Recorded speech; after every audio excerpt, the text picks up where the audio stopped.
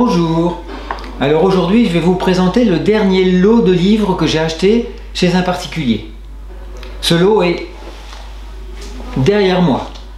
Alors avant de commencer, je vais vous expliquer en 5 minutes comment ça se passe lorsqu'un client m'appelle pour une succession par exemple et qu'il souhaite vendre des livres. Donc je demande quelques photos par SMS ou par téléphone, par email, de façon à ce que déjà je puisse évaluer si ça vaut le coup ou pas de me déplacer. Bon, une fois que je suis sur place, effectivement, le premier objectif c'est de repérer rapidement les ouvrages de valeur. Pour moi, un ouvrage de valeur, c'est un livre que j'espère vendre au moins une centaine d'euros ou plus. En dessous, les livres à 20-30 euros, on les compte rapidement, mais c'est en général des choses courantes qui n'ont pas vraiment beaucoup de valeur. Donc, première chose, on identifie les pièces de valeur de façon à faire une proposition globale au client. Une fois que cette proposition est faite, si le client accepte, je fais le chèque immédiatement, j'ouvre mes sacs, je charge la kangou et je ramène le tout à Péqueuse. Et puis en général, il va se passer quelques jours, quelques semaines avant que je prenne le temps de commencer à ouvrir ces sacs ou ces cartons. C'est ce que je vous propose de faire maintenant avec moi, c'est prendre 2 sacs qui sont derrière moi, les mettre devant la caméra et vous allez être avec moi pour découvrir ces livres. Et franchement, c'est le moment vraiment le plus sympa du métier.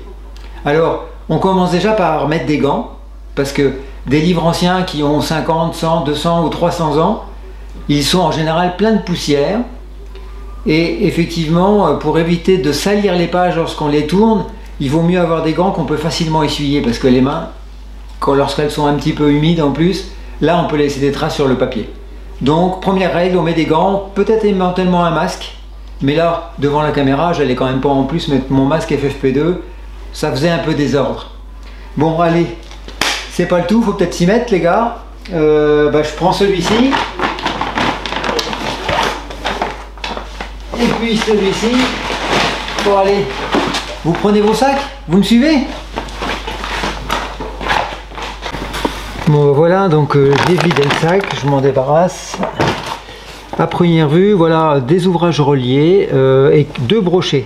Bon, les 2 brochets, le premier est connu, hein, c'est les Fabliaux, illustrés par Albert Robida. Moi c'est un livre que j'adore, que j'ai déjà réédité. Donc c'est une histoire expurgée pour adolescents, mais avec de très belles illustrations noires et quelques-unes en couleur d'Albert Robida. Bon, c'est un grand classique, hein, très connu, vaut pas grand chose, mais il mérite d'être connu, clairement. Alors ici, les contes de Shakespeare, avec pareil, le même éditeur, hein, Lawrence, qui était vraiment spécialisé en livres pour enfants, ou livres pour adolescents, disons. Et donc toujours des livres avec une mise en page sophistiquée, propre, et des illustrations en noir et en couleur.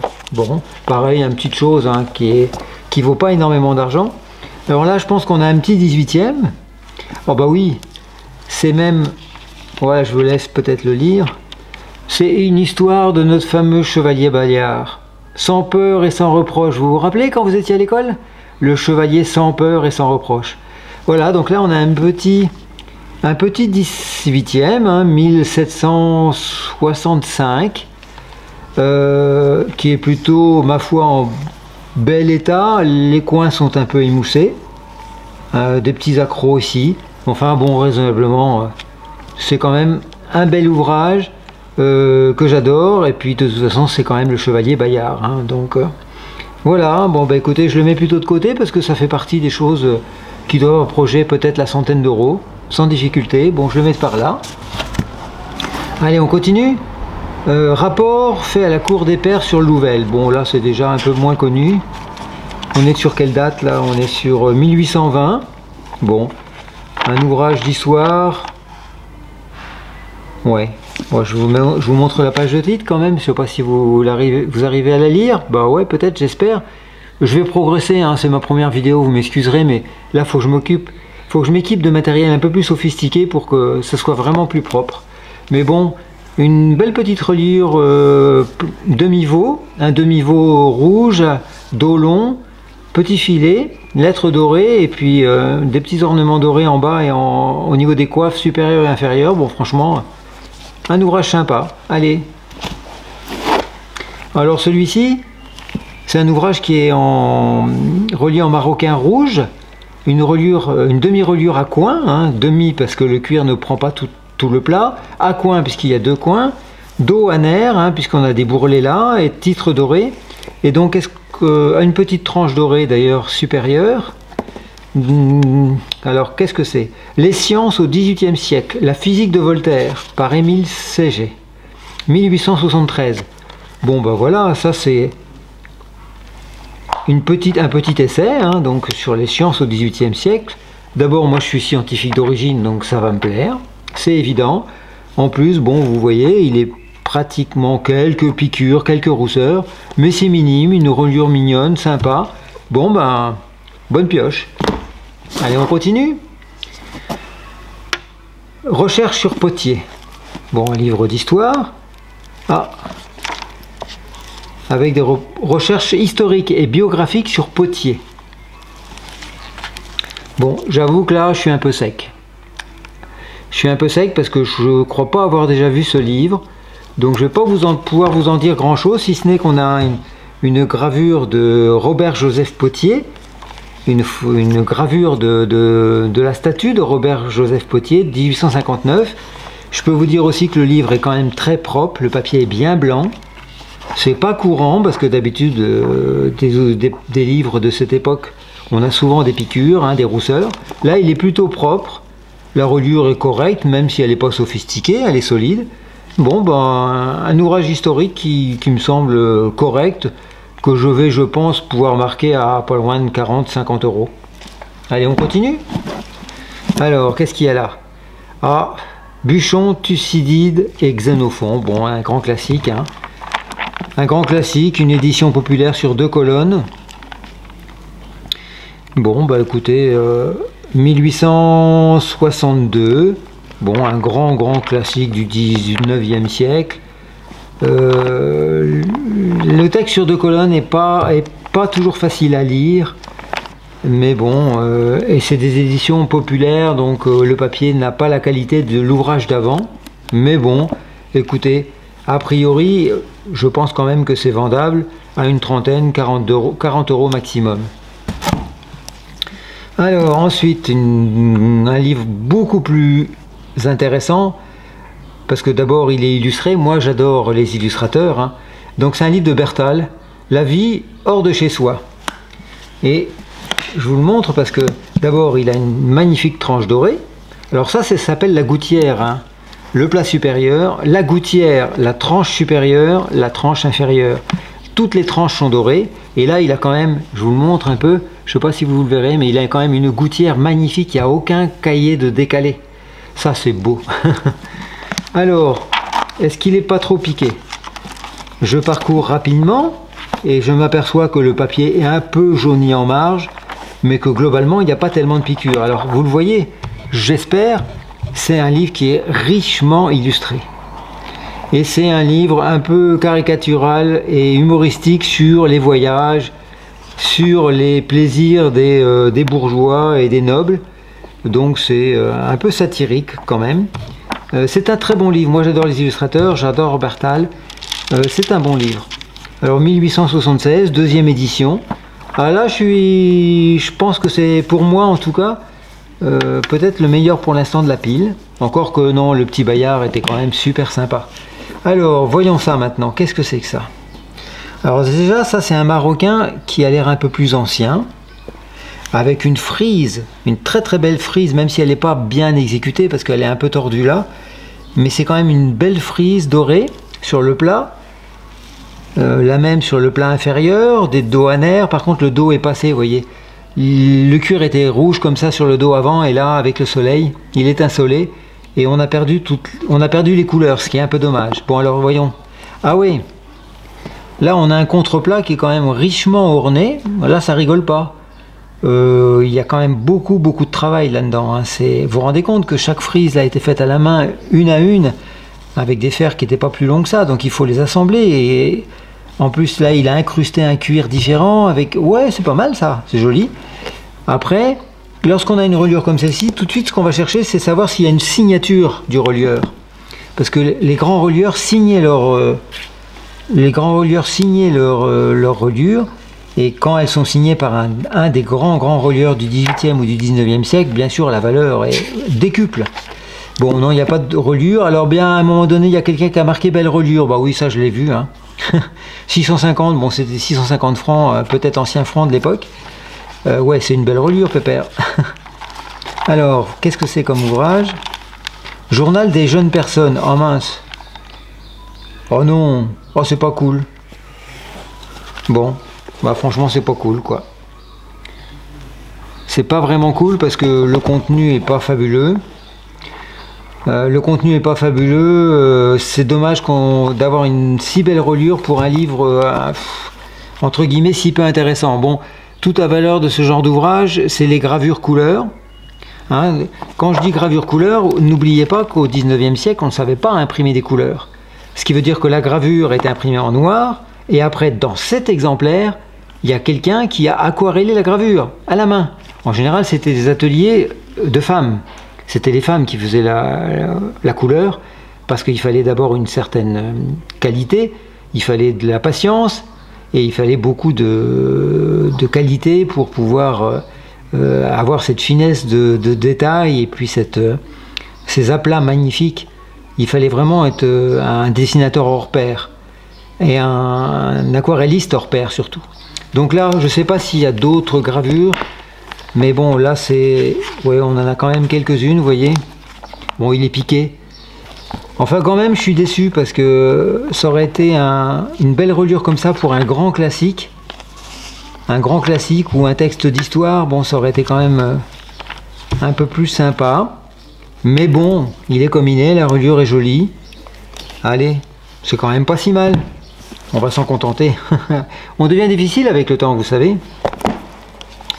Alors, ensuite, l'esprit des bêtes. Ah, ça, je connais, bien sûr. Massenet, de mémoire.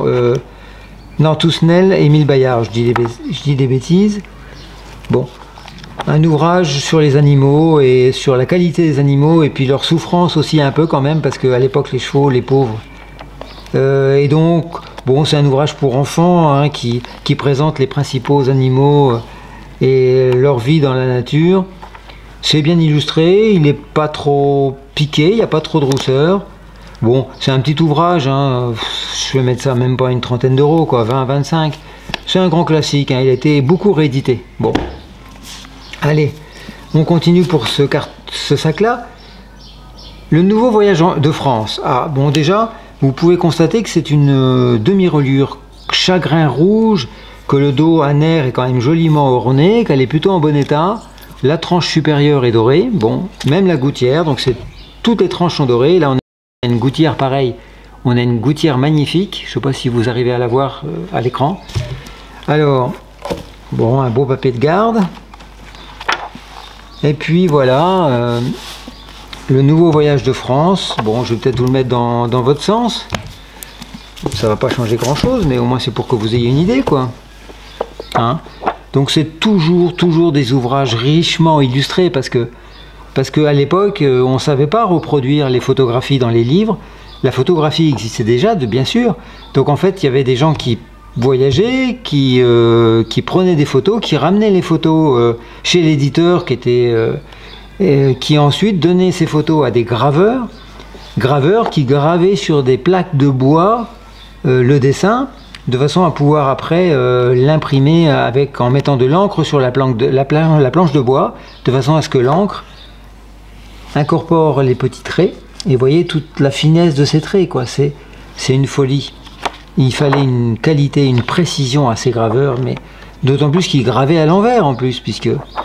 Donc voilà, bon bah écoutez, c'est un grand classique. Pas facile à vendre parce que bon... on n'y apprend pas des choses nouvelles, hein. Les monuments, les châteaux, l'histoire n'a pas beaucoup changé. Après, c'est un bel objet. Bon, il me reste un là. Ah, bon, déjà, vous pouvez voir que c'est un petit maroquin à coin, que le dos est joliment orné. Par contre, là, le sujet va beaucoup me plaire. 10 ans de Touring Club. Ah, le Touring Club, c'était une association qui faisait la promotion des voyages et du tourisme en France, et notamment du tourisme à vélo. Je crois que c'est une association qui a dû être créée fin 19e à peu près. Alors, docteur Léon Petit, 10 ans du Touring Club. Et puis alors là, regardez, je ne sais pas si vous arrivez à lire, mais est-ce que vous voyez ce qui est écrit là? Numéro 6. Alors là, jackpot. Waouh, je suis vraiment ravi, parce que c'est un des 10 exemplaires sur papier Japon. Alors le papier Japon, pour moi, c'est le plus beau des papiers. C'est un papier qui est très fort, qui a une vraie texture, et qui est vraiment, moi, que je trouve magnifique. C'est un papier sur lequel l'encre ne bave pas, l'encre est propre, les caractères sont bien définis, les gravures sont magnifiques. Et donc là, il n'y en a eu que 10 exemplaires qui ont été imprimés sur Japon, sur papier Japon, et là j'ai le numéro 6. Et en plus le Touring Club, c'est franchement une association fabuleuse. Alors, de mémoire, j'ai déjà eu ce livre, de mémoire, c'est un... Je pense que c'était un administrateur de l'association Le Touring Club. Le docteur Léon Péton était administrateur. Léon Petit, pardon. Il était administrateur et je pense qu'il faisait des conférences. Et là, si je me souviens bien, c'est... je crois que c'est effectivement les principales conférences. C'est le texte des principales conférences qu'il a faites pendant 10 ans. Et... Ah ouais... Et il y en a un, la première qui est là, elle est fabuleuse. Ah là, je pense qu'il faut qu'on fasse quelque chose. Je regarderai si elle a été rééditée ou pas. Parce que là, c'est quand même un article, une conférence fabuleuse sur... qui n'est pas très grande, hein, il y a une 30aine de pages. Mais c'est « Nos femmes depuis la bicyclette ». Et je pense que c'est un texte fabuleux qui va vraiment beaucoup plaire aux féministes. Parce que ce texte... je pense que Léon Petit prend la défense des femmes, et leur dit surtout, allez-y, prenez aussi le pouvoir sur le vélo. Et d'ailleurs, c'est grâce au vélo que vous, les femmes, maintenant vous portez des culottes, et que vous avez donc la capacité à être l'égale de l'homme. Alors, utilisez cet engin fabuleux qui est la bicyclette. Voilà, en grande ligne, hein, parce que je ne me rappelle plus trop, mais de mémoire, je crois que c'est ça, et je ne sais pas s'il a été réédité, parce que je vais peut-être le numériser d'ailleurs pour le mettre en ligne gratuitement, parce que franchement, c'est un très bon texte sur l'émancipation des femmes. Voilà, puis en plus il est joli, vous voyez, une belle petite reliure. Bah écoutez, franchement là, sympa comme tout.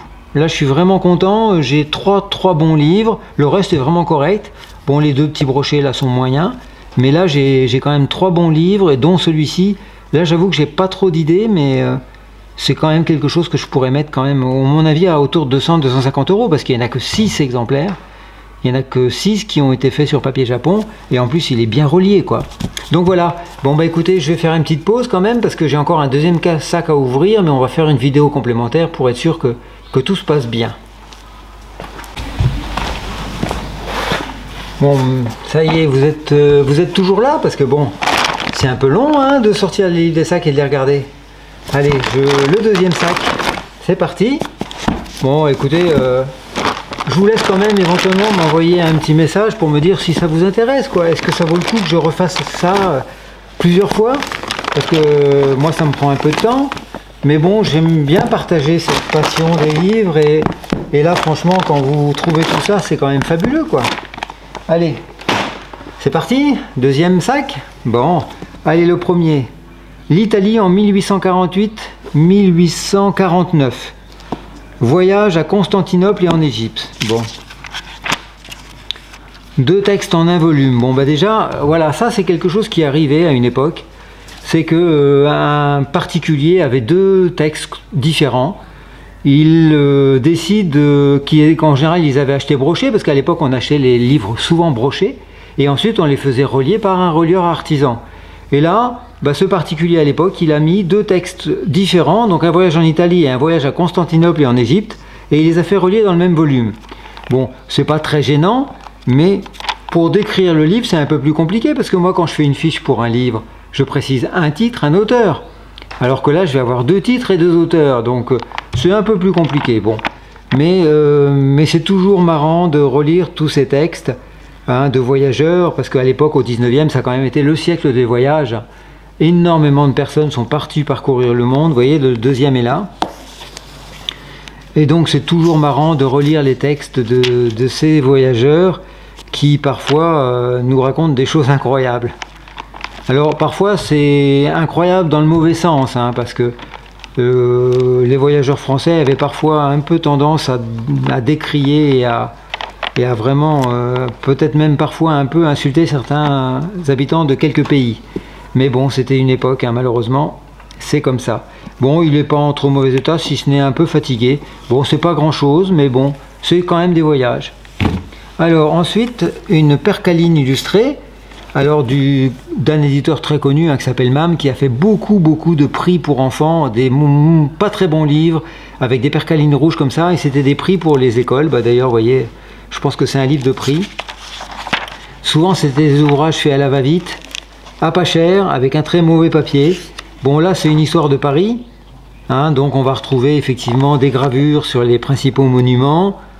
Bon, cet ouvrage n'a pas vraiment beaucoup d'intérêt parce que en général ils sont pas suffisamment précis pour intéresser un chercheur aujourd'hui.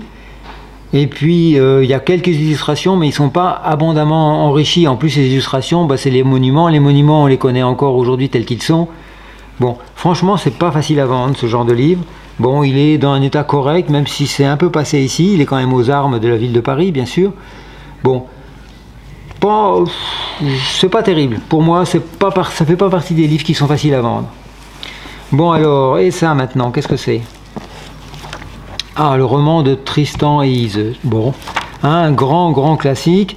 Par contre, il a été édité chez les éditions d'Art Piazza.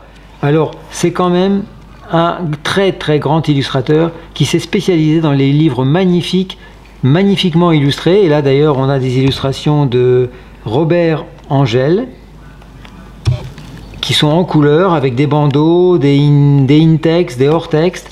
Franchement, c'est un bel objet, hein. C'est un grand classique bien illustré. C'est un bel objet en parchemin, une demi-reliure parchemin à coin. Maintenant, vous commencez à avoir l'habitude, hein, quand on voit du parchemin ou du cuir sur les coins, c'est à coin. Bon, c'est pas un grand ouvrage, c'est pareil, je pense que je vais le marquer autour de 30-35 €, mais il est quand même relié, donc il va se tenir dans le temps. La couverture souple originale a été conservée par le relieur, ce qui est quand même un plus. Bon, ben voilà. Et on a même le dos conservé, vous voyez? Est-ce que vous me suivez là? Vous voyez, le livre a été vendu broché par l'éditeur. Et ensuite, quelqu'un l'a acheté et l'a fait relier. Et le relieur, il a gardé la couverture souple et le dos d'origine. Ça, c'est bien. Parce que les collectionneurs, en général, préfèrent quand il est complet comme ça. Bon, ben voilà, une trentaine €. Hein. Mais bon, c'est pas si mal. Allez, on continue. Olivier, ah ben Monsieur Reclus, voyons. La Terre à vol d'oiseau. Oh là là. Reclus, c'était quand même un très grand géographe. Il a fait des ouvrages de géographie formidables. Et c'est la grande classe. Ah mince, c'est pas la grande classe pour le contenu par contre, parce que ça c'est une édition populaire qui a dû être faite début 20e. Alors bien sûr c'est richement illustré, mais tout ça c'est des choses qui ont été reprises dans les ouvrages originaux de Reclus, ouvrages originaux qui étaient sur un papier nettement meilleur, plus fort, plus blanc. Donc là c'est une réédition. C'est une réédition sur un mauvais papier à double colonne, populaire, pas cher. Bon, il est bien relié, mais franchement,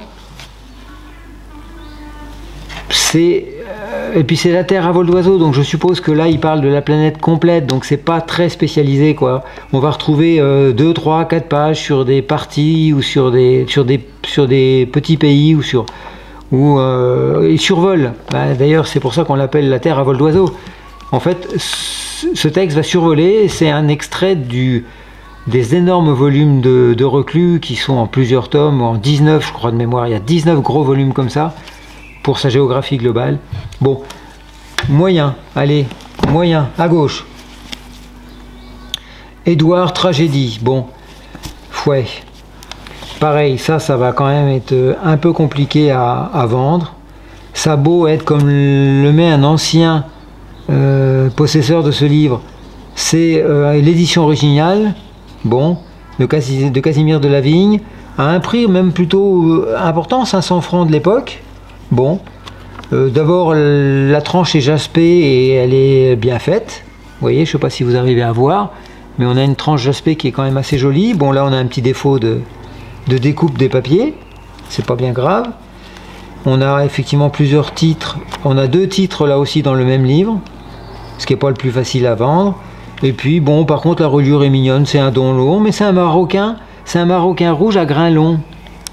Et puis c'est richement orné, mais enfin bon, pas facile à vendre, donc pile de gauche.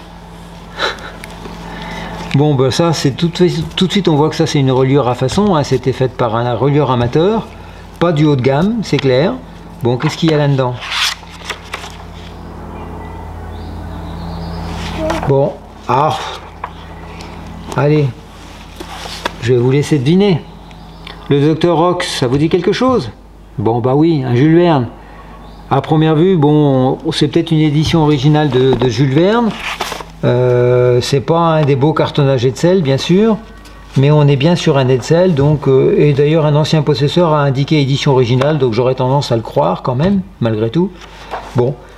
Un Jules Verne, c'est un Jules Verne, il n'est pas trop piqué, hein, il y a un peu de piqûre mais pas trop. Bon, écoutez, c'est pas si mal, mais enfin ça n'a rien d'exceptionnel, donc pile de gauche, c'est du grand classique. Ah là, Munchausen. Alors, Munchausen, il y a eu un certain nombre d'éditions de ces livres.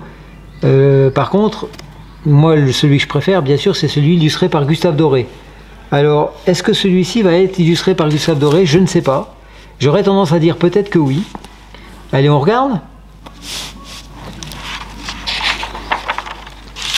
Ah bah oui, hein. Eh ouais, Gustave Doré. Chouette. J'ai pas de date. Alors par contre, comme c'est des ouvrages qui ont été réédités quand même plusieurs fois, je suis pas certain que ce soit l'édition originale. Le texte me paraît bien gros, mais bon. Le texte me paraît bien grand, et vous voyez, des gravures comme celle-ci sont très moyennes en termes de qualité. Ouais. Bon, je regarderai plus en détail, mais honnêtement, je pense que c'est une réédition postérieure, donc c'est déjà beaucoup moins sympa. Et puis, il n'est pas très beau. Mais enfin, bon. C'est quand même Munchausen doré. La reliure est jolie. Bon, par contre, c'est une reliure d'éditeur industriel, ça. Donc, j'aurais tendance à dire, allez, moyen, pile de gauche. Ah, je suis devenu difficile, vous savez. Alors ensuite, René Bazin, le guide de l'empereur. Bon, un joli cartonnage qui doit être de début 20e. Ça ressemble plutôt aux années 20, ça à peu près. Je peux me tromper, hein, parce que je ne les connais pas tous par cœur. Mais bon, je pense qu'on est dans les années 10 et les années 20. Bon, il n'y a pas de date. Bon, c'est vraiment, ça fait partie des grandes publications pour les enfants, illustrées, avec un beau cartonnage. Ils ont beaucoup surfé sur les cartonnages, hein, les éditeurs, et chacun en sortait. Bon, pareil, pas fabuleux, hein. Pile de gauche. Alors, là, c'est une reliure à façon. C'est un marocain aussi à coin, un dos long. Bon, elle est basique, hein. Il y a pas vraiment, elle n'est pas très sophistiquée. Elle est jolie, mais sans plus, quoi. Bon, alors qu'est-ce qu'on va trouver là? Beaucoup de pages de garde, en tout cas. Oh, c'est quoi ça? Attendez, parce que je suis pas dans le bon sens, moi. Alors, bon, il y a une lettre tapée à la machine qu'il faut que je lise. Pour que je regarde pourquoi elle a été ajoutée là. Bon, c'est l'Iliade, hein. C'est l'Iliade, bien sûr, avec les dessins de Notor, oui, que je connais, j'ai déjà vu. C'est une belle édition. En plus, c'est une édition qui est numérotée. Et là, on est sur le numéro 275, donc c'est pas extraordinaire parce que c'est pas un numéro tête. Et en plus, il n'y a pas de grand papier en début, hein, il n'y a que 2 papiers différents. Mais les illustrations de Notor sont quand même plutôt vraiment belles. Elles sont fines, et puis il a pris l'habitude de faire dans cette couleur avec des noirs pour nous donner une image la plus proche possible des poteries et des bas-reliefs de l'époque. Les aplats sont très très propres, hein. Vous voyez les aplats noirs, là c'est profond, c'est bien noir, c'est bien imprimé en fait. On a d'ailleurs un filigrane, au nom de l'éditeur sur chaque page. Donc le papier a dû être fabriqué exprès pour l'éditeur pour ce tirage. Non, c'est un beau livre ça. franchement, et puis bon, c'est voilà, c'est l'Iliade, quoi. Non, là, je suis assez content. Ah bon, la 4e de couve est un peu abîmée. Ouais. Là, pareil, le relieur a conservé le dos. La 4e de couve avec un petit trou. Bon, dommage. Non, allez, ça vaut le coup de le garder en pile de droite parce que c'est quand même un ouvrage que je pourrais marquer 50, 60 euros. Ouais, parce qu'il est beau, quoi. Alors maintenant, qu'est-ce que c'est que ça? Bon, c'est des ouvrages pour enfants. Alors là, c'est des ouvrages pour enfants oblongs. Alors vous voyez, déjà, il est pof, il n'est pas en très bon état, clairement. Alors c'est l'illustrateur, c'est Job. Oh, bah, Job, c'est un des très grands illustrateurs de fin 19e. Il a fait des ouvrages magnifiques, notamment sur Louis XIV, sur Napoléon, sur bon nombre de personnages historiques. Bon, la reliure est vraiment pas terrible.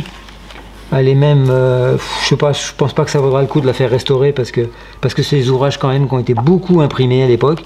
L'intérieur est plutôt propre quand même.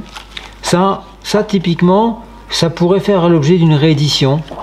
Même si bon, globalement, le sujet est quand même pas fabuleux. Parce que on doit être, ça doit être globalement, ouais, c'est les principaux personnages historiques dans l'histoire avec l'utilisation des épées. Bon, non, c'est pas fabuleux. Honnêtement, pas fabuleux. Puis dans l'état où il est, allez. Bon, le dernier du sac, Voyage dans la Lune, avant 1900. Wow. Par contre, malheureusement, là, vous le voyez, hein, il est... Ben voilà, c'était un bouquin sympa, purée. Ça, c'est un bouquin sympa que j'ai jamais vu. Mais tout de suite, je regrette qu'il soit dans cet état-là quand même, mince. Parce que d'abord, c'est bien illustré. Et puis, c'est l'anticipation, c'est de la science-fiction. Oh mince, ouais. Faudrait que je regarde, mais je pense que c'est un ouvrage qui peut-être aurait un peu de valeur. Mais là, malheureusement, dans cet état-là, d'abord, ça se trouve, il est même pas complet. Oh mince, ben voilà, c'est ça le métier de libraire. C'est franchement, des fois c'est décourageant parce que mince, des beaux livres comme celui-ci, oh, qu'est-ce que c'est énervant. Bah vous voyez, je termine sur quelque chose d'une note vraiment pas terrible. Bah non, regardez, franchement, ah, je suis en colère là, mince, c'est pas vrai, dommage. Ça c'était un bon livre, il m'aurait beaucoup plu. Peut-être même pour le rééditer, mais là... Même pour le rééditer, là, ça va être compliqué parce qu'il faut tout démonter et puis faire un... Non, il va me manquer des choses. Hein. Je pense qu'il va manquer des choses. Oh zut! Bon, ben voilà. Bon, ben écoutez, si vous souhaitez que je continue ces petites vidéos de unboxing, comme on pourrait dire aux États-Unis, bah, faites-le moi savoir, s'il vous plaît, parce que bon, ça prend du temps. C'est sympa d'être devant la caméra, mais bon, encore que je suis pas vraiment devant parce que vous me voyez pas. Mais bon, franchement, dites-moi-le si ça... Faites-le moi savoir si vous souhaitez que je continue. D'accord? Ok? Bon, de toute façon, j'essaierai au moins de continuer 2-3 fois pour que vous ayez un peu de matière. J'espère que c'était pas trop long, mais attendez, je peux pas faire autrement. Les sacs sont bien pleins et les livres sont sympas. Allez, merci. À bientôt.